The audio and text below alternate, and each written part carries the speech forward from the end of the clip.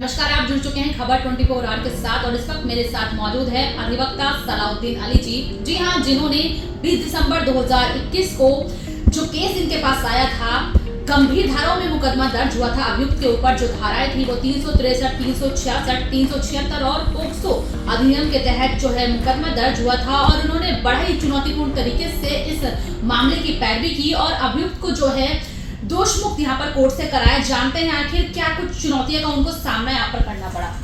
देखिए, जो पॉक्सो अधिनियम जो बना, जो निर्भया हत्याकांड हुआ था, उसके बाद से पॉक्सो अधिनियम बना, उसके बाद से इतने टफ रूल आ गए थे कि जो पीड़िता होती है उसके बयानों के आधार पर ही सारा मुकदमा चलता है और जो इसमें अभियुक्त होता है उसको अपने आप को निर्दोष करना बहुत मुश्किल हो जाता है। इसलिए हमारे लिए भी बहुत चुनौतीपूर्ण है, क्योंकि इसमें जो अभियोजन की ओर से 5 साक्ष्य दाखिल किए, 5 जो पीडब्ल्यू दाखिल किए थे, जिन्हें प्रोसिक्यूशन विटनेस बोलते हैं, जिसमें डॉक्टर थे, पीड़िता थी, पीड़िता की माता थे, इन्वेस्टिगेशन ऑफिसर थे, जिन्होंने काफ़ी अच्छी तरीके से अपने केस को रखा था। लेकिन ये केस हम इसलिए जीत पाए क्योंकि हमें पता था कि जो एक्यूज है वो निर्दोष है। अब इसमें कई चुनौती हमें इस वजह से आती हैं क्योंकि जो देश का कानून है, जो पॉक्सो अधिनियम लाया गया है 2012 में, उसके बाद जो इसमें लगातार अमेंडमेंट हो रहे हैं, अभी जो नया कानून लागू हुआ है उसमें भी इसको अमेंड किया गया है।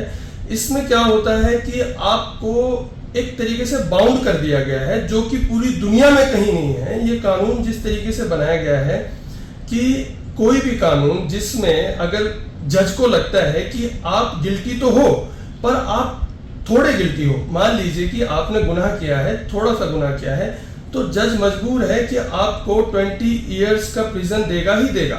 उसमें आपके लिए कोई बीच की वो नहीं है। और ये देश का, मैं तो दुर्भाग्य ही बोलूंगा कि मान लीजिए कि जज को अगर 10% भी लगता है कि आप गिल्टी हो और 90% लगता है कि आप गिल्टी नहीं हो, तो जज मजबूर है कि आपको उसमें सजा देगा ही देगा, चाहे उसे खुद रिग्रेट हो इस बात का। ऑफ द रिकॉर्ड में एक बात बोल सकता हूँ, हमारे यहाँ जज साहब थे, नाम तो मैं नहीं बताऊंगा, उन्होंने ऑफ द रिकॉर्ड कोर्ट में एक बात बोली थी कि जो पॉक्सो के केसेस आते हैं वो 75% केसेस झूठे हैं। क्योंकि हमने जो कोर्ट के अंदर देखा है कि उसमें क्या होता है कि जो पीड़िता होती है वो अपनी मदर के कहने पे या प्रॉपर्टी के चक्कर में वो झूठे इल्जाम लगा देती हैं। अब इसमें क्या है, आप डिफेंस हो, आप साबित करो कि आप गिल्टी नहीं हो। ये जिसमें आप 2 जगह पे हो, 2 ही बंदे हैं, तो आपको अपने आप को गिल्टी साबित ना करने के लिए बहुत भार होता है, क्योंकि जो पीड़िता कह देती है वो ही चलता है कोर्ट के अंदर। तो हमने इसमें जितना चुनौती हमने इस केस के अंदर देखी है, हमने इसको केसेस के रेफरेंस से लिया है, काफ़ी केस के रेफरेंस लिया है, सुप्रीम कोर्ट की गाइडलाइन से हमने काफ़ी कुछ सीखा है, जिसकी वजह से हम इसमें बरी हो पाए हैं। और 3 साल तक हमने इस केस को टफली देखा, लड़ा और उसके बाद हम दोष मुक्त हुए। देखिए, बताते चले कि जो मामला था वो थाना ऋषिकेश में जो है दर्ज किया गया था। जो पीड़िता थी उनकी मां की ओर से ये जो है मामला दर्ज कराया गया था। सर, गवाह कितने लगे इसमें? इसमें प्रोसिक्यूशन की ओर से 5 गवाह थे, जिसमें डॉक्टर थी, पीड़िता की माता थी, पीड़िता थी, आईओ थे और एक कांस्टेबल थे। आईओ ने मेरे हिसाब से 22 जांच थी उनकी, क्योंकि उन्होंने जो एक्यूज था उसकी ओर से उन्होंने जांच की ही नहीं।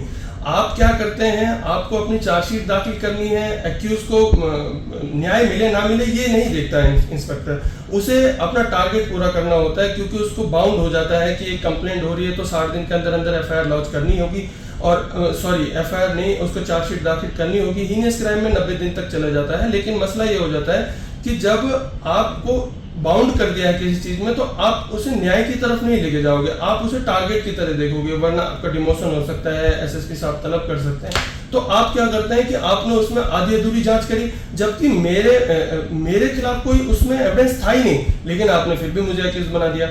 मसला ये नहीं है कि मैं एक्यूज बना, मैंने न्याय प्रणाली पे पूरा भरोसा है, मैंने उसमें अपना वो भी दिया, योगदान भी दिया और मैं लड़ा और मैं जीता।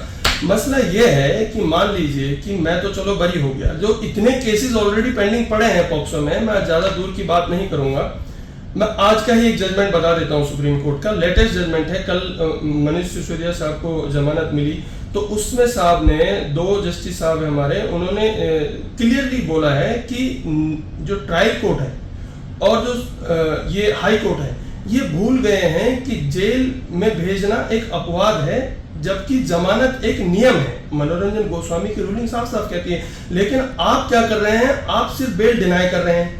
आपने एक विचारधारा बना ली है कि अगर पॉक्सो में है तो आप उसको बेल डिनाई कर दो, उसके बाद बंदा हाई कोर्ट जाएगा, सुप्रीम कोर्ट जाएगा, तो उससे न्याय प्रणाली पे भरोसा उठ चुका है लोगों का, उठ रहा है लोगों का। मान लीजिए कि मैं 2 साल से जेल में हूं और उसके बाद मुझे न्याय मिलता भी है, तो मेरे एक नियम है। मनोरंजन गोस्वामी की रूलिंग साफ साफ कहती है, लेकिन आप क्या कर रहे हैं, आप सिर्फ बेल डिनाई कर रहे हैं। आपने एक विचारधारा बना ली है कि अगर पॉक्सो में है तो आप उसको बेल डिनाई कर दो, उसके बाद बंदा हाई कोर्ट जाएगा, सुप्रीम कोर्ट जाएगा, तो उससे न्याय प्रणाली पे भरोसा उठ चुका है लोगों का, उठ रहा है लोगों का। मान लीजिए कि मैं 2 साल से जेल में हूं और उसके बाद मुझे न्याय मिलता भी है, तो मेरे 2 साल का हिसाब कौन देगा? मेरा घर बार लुट गया, मेरा मानसिक पीड़िता हुई और लोगों की इज्जत, मेरी इज्जत भी चली गई लोगों के मन से, तो उसका हिसाब कौन भरेगा? कोर्ट ने मेरे को बरी कर दिया, ये बात ठीक है, मुझे पता है, आपको पता है, अब आपके चैनल के माध्यम से सबको पता चलेगा। लेकिन जब तक मैं बरी नहीं था, मैं कोर्ट के अंदर था, कोर्ट के अंदर भी नहीं, जब तक मैं जेल में था, लोगों ने मुझे बलात्कारी ही समझ लिया था। और वो जो पीड़ा मैंने झेली है, जो मेरे एक्यूज ने, जो मेरे क्लाइंट ने झेली है, वो आप शब्दों में बयान नहीं कर सकते, क्योंकि जेल पे आप जाके देखोगे लोग 90% इनोसेंट है, क्योंकि जो क्राइम जो करता है वो तो पकड़ में आता ही नहीं है।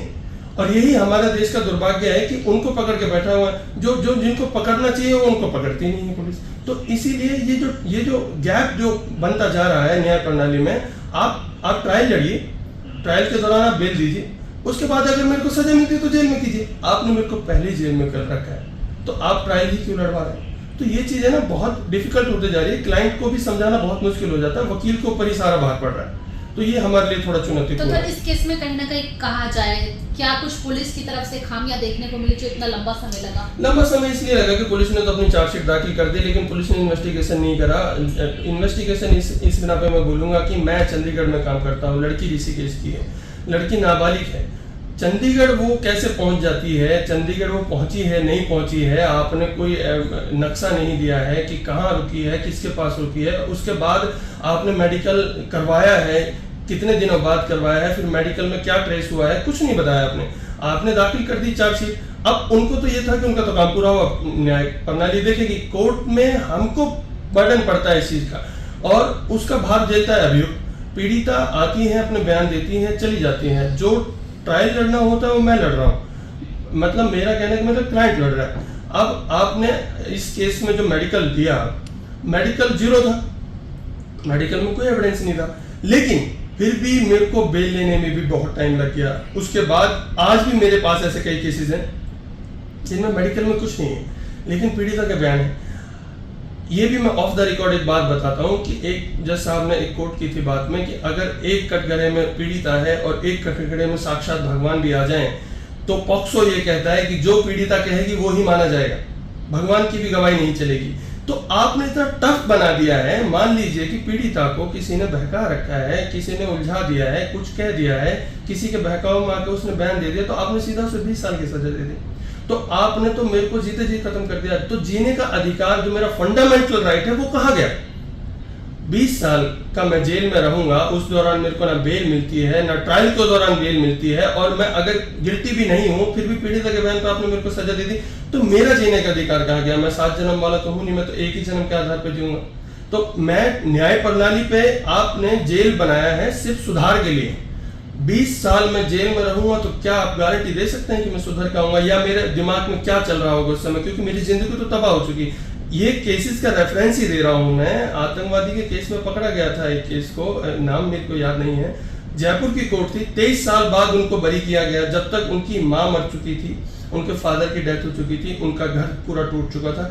23 साल बाद में कोर्ट ने सिर्फ कहा उनसे अपने जजमेंट में कि हमें खेद है कि आप इतने दिन से जेल में थे और आपको अब बाइज्जत बरी किया जाता है। वो किस को बताएगा बाइज्जत बरी किया जाता है? 21 साल का जेल में गया था, वो 43-44 का बाहर आ रहा है, तो आप उससे लगा सकते हैं कि उसके मन में न्याय प्रणाली के लिए 0 वैल्यू होगी।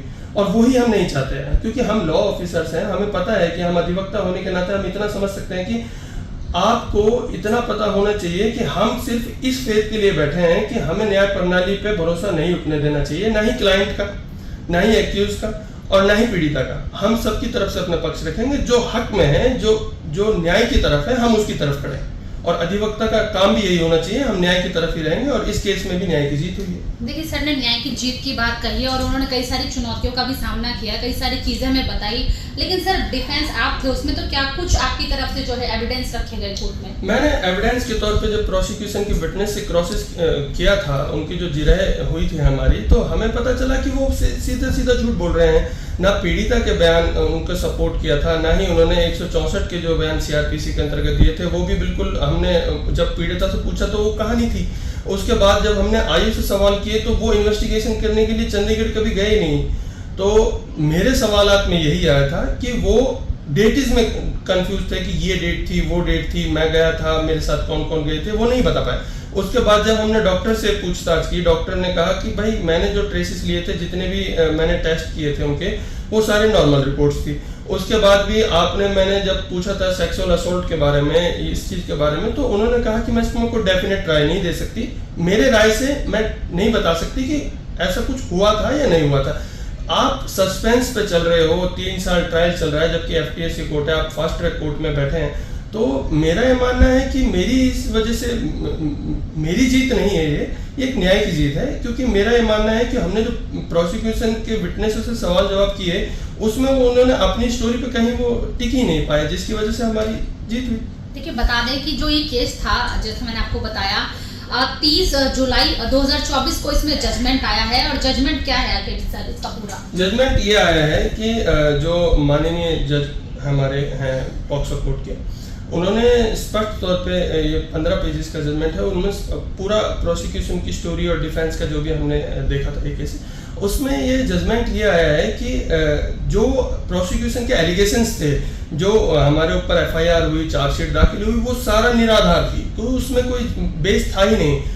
आज हमारे जो जज साहब हैं वो इतने अच्छे हैं, मतलब मैं अच्छा इसलिए बोल रहा हूँ क्योंकि वो हमेशा न्याय की ही बात करेंगे, क्योंकि उनको वो ओहदा है।